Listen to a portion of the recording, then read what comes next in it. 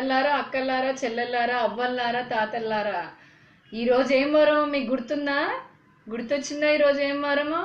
శుక్రవారం. శుక్రవారానికి ఉన్న ఇంపార్టెన్స్ ఏంటి? మామూలుగా హిందువులకైతే లక్ష్మీదేవి గుర్తొస్తుంది, ముస్లింలకైతే గనక నమాజ్ గుర్తొస్తుంది. అదే ఆంధ్ర రాష్ట్ర ప్రజలకైతే ఇంకేదో గుర్తొస్తుంది, ఇంకెవరో గుర్తొస్తారు. ఎవరు వారు? గుర్తొచ్చారా మీకు? ఈ పాడికే గుర్తొచ్చి ఉండాలి కదా, రాలేదా ఇంకా? ఒక చిన్న క్లూ ఇస్తాను.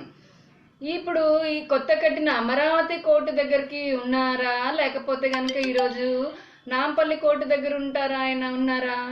ఇప్పటికీ గుర్తు రాలేదా? వచ్చేసారు కదా, గుర్తు వచ్చారు కదా, అద్ది మరి ఆయన గురించే మనం మాట్లాడుకోబోతున్నాము. పేనకి పెత్తనం ఇస్తే తలంతా గొరిగిందంట.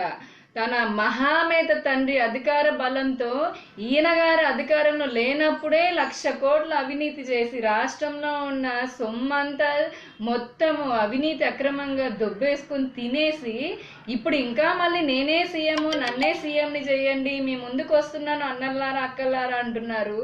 ప్రజలంతా అడుగుతున్నారు, ఎందుకయ్యా మా ముందుకు వచ్చేది నువ్వు?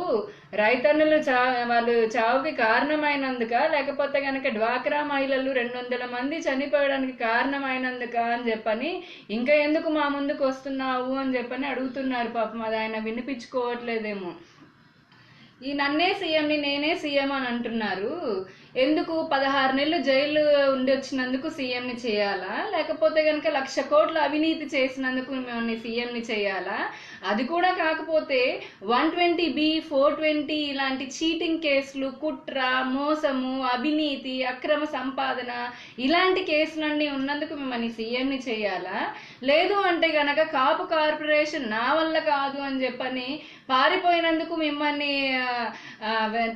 మిమ్మల్ని సీఎంని చేయాలా? లేకపోతే డ్వాక్రా రుణాలకి నేను రుణమాఫీ చేయలేను అని చెప్పని చేతులు ఎత్తేసినందుకు చేయాలా? రైతు రుణమాఫీ నా వల్ల కాదంటే కాదు అని చెప్పని పరిగెత్తుకుంటూ వెళ్ళిపోయినందుకు మిమ్మల్ని సీఎంని చేయాలా? అసెంబ్లీలో ప్రతిపక్షంలో కూర్చోబెడితే కనీసం ప్రతిపక్ష నేతలా ఉండకుండా పాదయాత్ర అంటూ పరిగెత్తుకొని వెళ్ళి ప్రత్యేక హోదా గురించి కేంద్రాన్ని ఒక్కసారి కూడా ప్రశ్నించినందుకు మిమ్మల్ని సీఎంని చేయాలా? ఎందుకు మిమ్మల్ని సీఎంని చేయాలి అని చెప్పని అనుకుంటున్నారు? ఎందుకు సీఎంని చేయాలి అని చెప్పని మీరేమైనా ప్రజలకి చెప్పగలుగుతారా? చెప్పే పరిస్థితిలో లేరు. ఒక ఆమె పేరు చెప్పడం కూడా ఏంటంటే మోడీ తాత అంటది. నాకేమనిపించిందంటే మోడీ తాత అంటే చంద్రబాబు నాయుడు గారు, మోడీ గారు ఇంచుమించు ఒకటి. మరి ఈయన తాతగా కనపట్లేదు మనకి. దివ్యవాణి గారికి మోడీ తాత అన్నప్పుడు మరి చంద్రబాబు గారు కూడా నీకు తాతలా కనపడాలి. మరి నువ్వేదో ఇచ్చిన స్క్రిప్ట్ పట్టుకుని ఈ రోజున రాష్ట్రంలో నువ్వు అవాకు చవాకులు మాట్లాడుతూ ఏది పడితే అది మాట్లాడుతున్నావు. ఇన్ని రోజులు నువ్వు ఎక్కడున్నావో ఎవరికి తెలియదు, ఎటు పోయావో ఎవరికి తెలియదు. నీకేదో మా రోజా గారు మా సిస్టర్ మీద మాట్లాడమని చెప్పి 4 డైలాగులు రాసిస్తే ఆ డైలాగులు నువ్వు బట్టి నువ్వు డైరెక్ట్గా వచ్చేసేసి బాపు గారు బొమ్మ అని మేము పిలుచుకునే వాళ్ళం. మరి అది కూడా తప్పు అనిపిస్తుంది ఈ రోజున నువ్వు బాపు గారు బొమ్మ కాదమ్మా, చంద్రబాబు గారు బొమ్మ. ఎటుకి ఇస్తే అటు మాట్లాడుతున్నావు నువ్వు. ఇలాగ ఇంకొక ఆమె, ఎందుకంటే ఇవన్నీ ముందు స్టార్టింగ్లో చెప్పాలి మీ అందరికీ. ఒక ఆమెని సాధినేనో ఎవరో ఉన్నారు, ఒక ఆమె మేము పార్టీలకు అతీతంగా, వైఎస్ఆర్సీపీ కాదు, ఈ పార్టీలకు అతీతంగా పక్కన పెడితే నేను ఒక మాట అడిగా. మల్లెపూలు నలుపుతున్నారు పావలా పవన్ కళ్యాణ్ అన్నావు నువ్వు. నీకు ఏ అర్హత ఉంది పావలా పవన్ కళ్యాణ్? ఒక నటుడుగా అడుగుతున్నాను నేను. ఇక్కడ పార్టీలు పక్కన పెడదాం. ఒక నటుడుగా పవన్ కళ్యాణ్ గారు పావలా అయితే నువ్వేమన్నావు? లోకేష్ గారు 2,000 రూపాయల కాగితం ఉందామె అంటే ఈయన పావలానా? ఆయన 2,000. మరి నువ్వెంత? ₹1. ఇవన్నీ పక్కన పెట్టి ఇలాంటి నీచమైన మాటలు మాట్లాడొద్దు.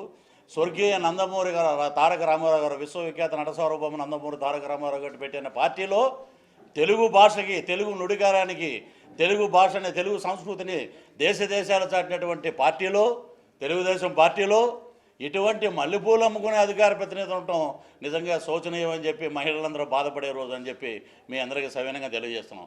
ఆమెకి ఏంటంటే శుక్రవారం అయితే ఎవరు గుర్తుకొస్తారు? ఒక ఆడపిల్ల నీకు శుక్రవారం అంటే మహాలక్ష్మి గుర్తు రావాలి, నీ తల్లిదండ్రులు గుర్తుకు రావాలి, లేకపోతే కనకదుర్గమ్మ గుర్తుకు రావాలి.